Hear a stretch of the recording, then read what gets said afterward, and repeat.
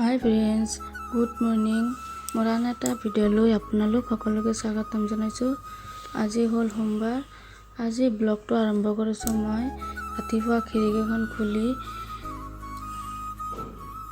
চাওক কি গৰম দিছে আজি, সেইকাৰণে মই প্ৰথমে খিৰিকীখন খুলি লৈছোঁ। আৰু আমাৰ বাৰীখন চাওক কি ধুনীয়া লাগিছে ৰাতিপুৱা। আৰু তো আজি জানে সোমবাৰ, ইমান কাম। সোমবাৰত এনেতো বহুত কাম থাকে, ঘৰ মোচা চোচাৰ পৰা, চাফা কৰাৰ পৰা। সেইকাৰণে এতিয়া মই আগতে খিৰিকীখন খুলি দিলোঁ। এতিয়া মোৰ গোটেইকেইটা খিৰিকী খুলি মেলা হৈ গ'ল।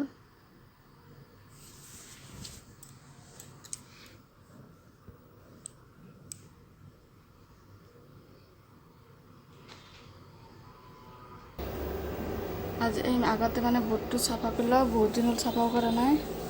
লেতেৰা জমা হৈ গৈছে, দেখছ না? বেছি লেতেৰা হ'লে পিছত নদী চাৰ্জাৰটো থৈ ল'লোঁ। আৰু এইফালে মই এতিয়া বেটাৰীটো মচিম।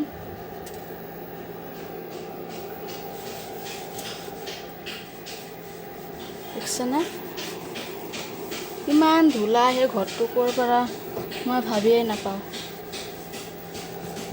সদায় যদি চাফা কৰোঁ, সদায়ে ধূলাবিলাক আহি যায়। ইমান ধূলা ঘৰখনত, দেখোন এটা কি ধুনীয়া হৈ গ'ল। বস্তু এনেকৈ চাফা কৰি ৰাখিলে ভাল লাগে, কিন্তু টাইমো নিকলাই সদায় চাফা কৰা। ছোৱালী লৈ সেইবিলাক স্কুলত যাৱা টাইমে নকলা হৈছে। আৰু এই গৰমত এনেও কাম কৰিব মনেই নাযায়।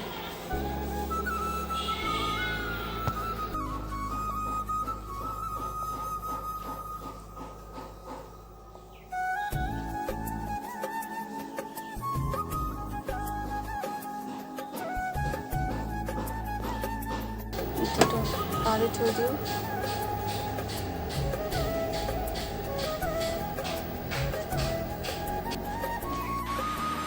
এতিয়া মোৰ সকলো কাম শেষ। এতিয়া মই গা পা ধুই আহিলোঁ। এতিয়া মাথা চাথা ধুলা যে সোমবাৰ, এতিয়া মন্দিৰত যাম পূজা দিবৰ কাৰণে। পূজা চূজা দি পেলাই আহি আছোঁ। ৰাতিপুৱা সকলো কাম শেষ। এতিয়া দুপৰীয়া ভাত বহাই দিম। 11:30 বাজি গৈছে। এতিয়া কি গৰম লাগলেও ভাত বনাব লাগিব। আৰু যদি ভাত নোখোৱাকৈ যিহেতু থাকিব নোৱাৰি হয়নে নাই, সেইকাৰণে মই ভাত বহাই দিছোঁ। আৰু ভাত কুকাৰত দালি মগটোত দি দিছোঁ সোনকালে হ'ব কাৰণে। এই গৰমত আৰু ইচ্ছা নাই ভাত বনাব, সেইকাৰণে তাড়াতাড়ি হ'বৰ কাৰণে আৰু ইজি পদ্ধতিটো কৰিছোঁ। আৰু এইফালে ভাজাৰ কাৰণে ভাতকেৰেলা, আলু আৰু তিতা কেৰেলা এটা দি এনেকৈ ভাজিম। সদায় সেনেকৈ ভাজি খাব ইচ্ছা নাই, সেইকাৰণে আজি এনেকৈ ভাজিছোঁ। আজি এনেকৈ ভাজি খাম, সহজতে হ'ব। এই গৰমত কোনে ইমান দেৰি কৰি থাকিব, মই সেইকাৰণে ভাবিলোঁ আজি। হাই ফ্ৰেণ্ডছ, মই আজি এটা ইম্পৰ্টেণ্ট বস্তু দেখাম আপোনালোকক। তাৰমানে মানুহজনে মোক ফোন কৰিছে গুৱাহাটীৰ পৰা। কি এনে কথা যে ফোন কৰি পেলাই সুধিব লাগে আৰু তাক চাব লাগে। কি বস্তু মই আপোনালোকে দেখাই আছোঁ, চাওক।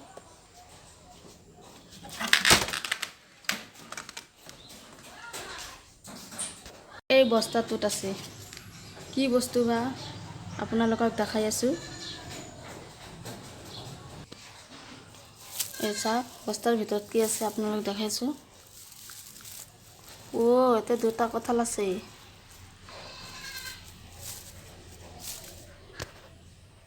তাৰমানে কঁঠাল দুটা পকছে নে নাই সেইকাৰণে ফোন কৰিছে মোক। আজি হ'ল এসপ্তাহমান হ'ল আনা। ক'ৰ পৰা আনিছে গম পাইছেনে নাই?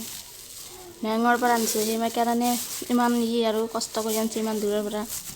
মেঙৰ বস্তু জানে, মেঙত যাদু কৰে মানুহে। সেইকাৰণে কঁঠাল পকছে নে নাই সেইকাৰণে সুধি আছে।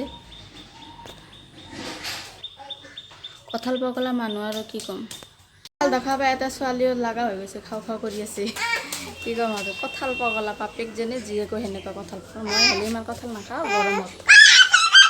খাবি নহয় মোক খাবি ই কঁঠাল দেখা পাই আৰু সহ্য কৰিব পৰা নাই, তোৰ চোৱাই নাই আৰু খাবই আৰু জানো।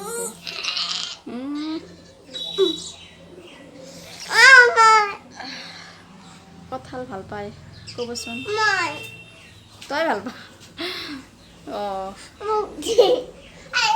দি আছোঁ দিছোঁ এতিয়া ছোৱালীটো সান্তনা কৰি লওঁ আৰু পিছত কথা কৈছোঁ খালোঁ আৰু খাম এতিয়া আম খাই মই ভাল পাওঁ কিন্তু বহুত আৰু চব্জি বহুত আনছে ভাত কেৰেলা তিতা কেৰেলা তাৰপিছত পটল ভোল বহুত আনছে 10 কেজিমান হ'ব চব্জি আনছে চব্জি আৰু কি দেখাম তাৰপিছত মই এটা খাওঁ আৰু আম বহুত ভাল লাগে আম খাই মোৰ হাই ফ্ৰেণ্ডছ আজি মানে বেলেগ টাইপৰ আম খাম আগতে সেইকাৰণে আমখিনি এনেকৈ পূৰা চেপি লৈছোঁ এনেকৈ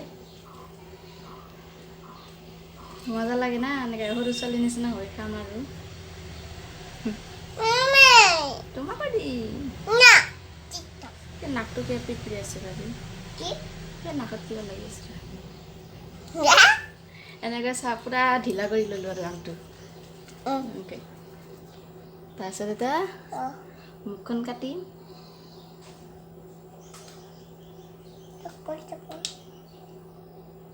তাৰপিছত কাটিলোঁ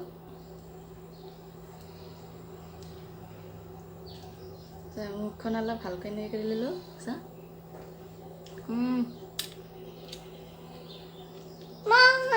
হ'ব না তুমি এইটো খোৱা মই এইটো খাওঁ তাক দিলোঁ সেইটো মই খাম এইটো পূৰা চেনি ভাল লাগছে ন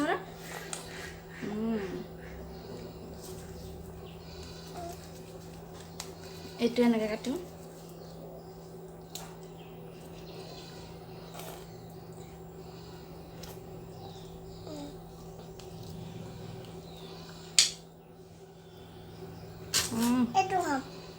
এইটো খাবা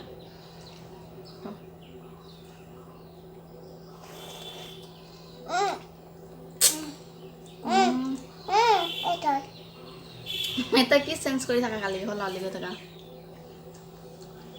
ৰাক্ষকৰ নিচিনা খাই আছোঁ নাপাওঁ দিছোঁ নাপাই পেলাই মানুহে যেনেকৈ খায় সেনেকৈ খোৱা দিছোঁ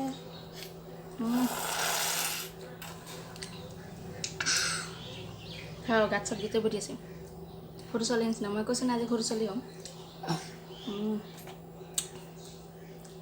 সেইটো মানে বেছি কাটা গ'লে আৰু সেইকাৰণে এনেকুৱা হৈছে সেইটো বঢ়িয়া হৈছে কিন্তু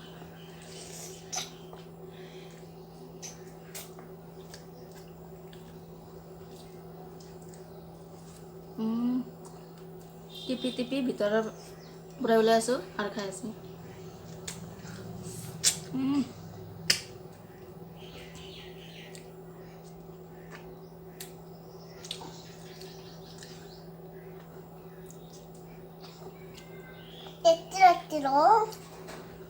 মোৰ এই আম খাওয়াটো কেনেকুৱা হৈছে কমেণ্ট কৰি ভাল হ'লেও ক'ব বেয়া হ'লেও ক'ব মই কিন্তু বেয়া নাপাওঁ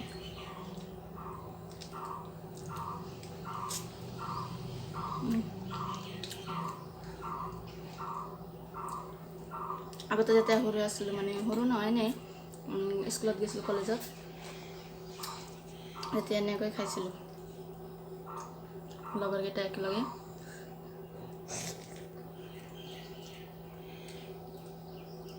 আমাৰ তাতে এটা আম গছ আছিল কলেজৰ তাতে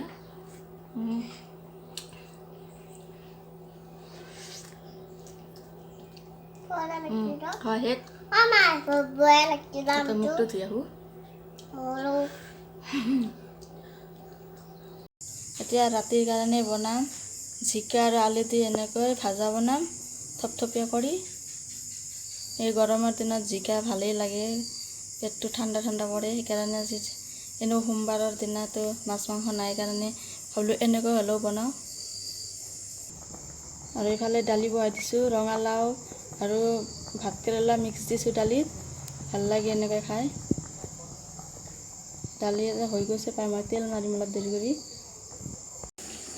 আৰু চাহ শুকান জ্বলা আমাৰ খেতিৰ শুকাইছিলোঁ 1 বস্তামান হৈছে কি ধুনীয়া ইমান জ্বলা আৰু নিৰামিষ দালি তেনেকৈ পিঁয়াজ নেহেৰু নিদিলে শুকান জ্বলা দিলে খাই ভাল লাগে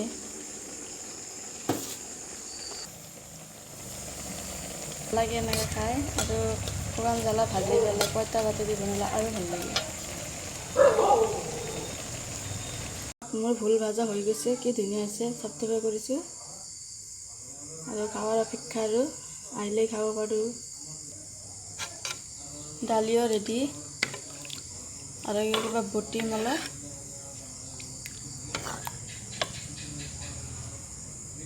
হাই ফ্ৰেণ্ডছ, মই ইয়াতে ৰন্ধা বঢ়া শেষ। গৰমত চাওঁ মোৰ অৱস্থা কি হৈ গৈছে। ঘামি চামি একেবাৰে চাওকচোন মোৰ মুখৰ অৱস্থা। এই চাওক কি ওলাই গৈছে। কি কৰিম, উপায় নাই, ভাতটো বনাবই লাগিব, খাবই লাগিব, হয়নে নাই? নাখালেতো নহয়, পেটত ভোক লাগি যায়। এতিয়া গৰমত কি কৰিম আৰু। এতিয়া মুখ চুখ ধুমগৈ আৰু চুলি তুলি চাওঁ কি হৈ গৈছে। ইমান গৰম লাগছে মোৰ। এতিয়া মই মুখ চুখ ধুই আহোঁ, এতিয়ালৈকে গুৱাহাটীৰ পৰা আহি পোৱা নাই। আৰু বা কি লৈ আহে। তাৰপিছত আৰু এই কিবা এটা পোকটো গাত লাগিছে। তেওঁ এতিয়া মই মুখটো ধুই আহোঁ, তাৰপিছত আপোনালোকক লগ পাইছোঁ। এতিয়া মই ফাইনেলি মুখ চুখ ধুই আহিলোঁ। এই চাই মই ফেন দিছোঁ, তথাপিও ইমান গৰম। এতিয়া মই মুখ চুখ ধুই এতিয়া ৰাতি মোৰ নাইট কেয়াৰখিনি কৰিম আৰু তো সেই মুখ ধোৱা হাঁহখিনি দেখালোঁ আৰু তো আজিৰ কাৰণে ব্লগখিনি মই ইমানতে সামৰি নামাৰিলোঁ। পিছত লগ পাই আছোঁ আন এটা ব্লগ লৈ। টাটা।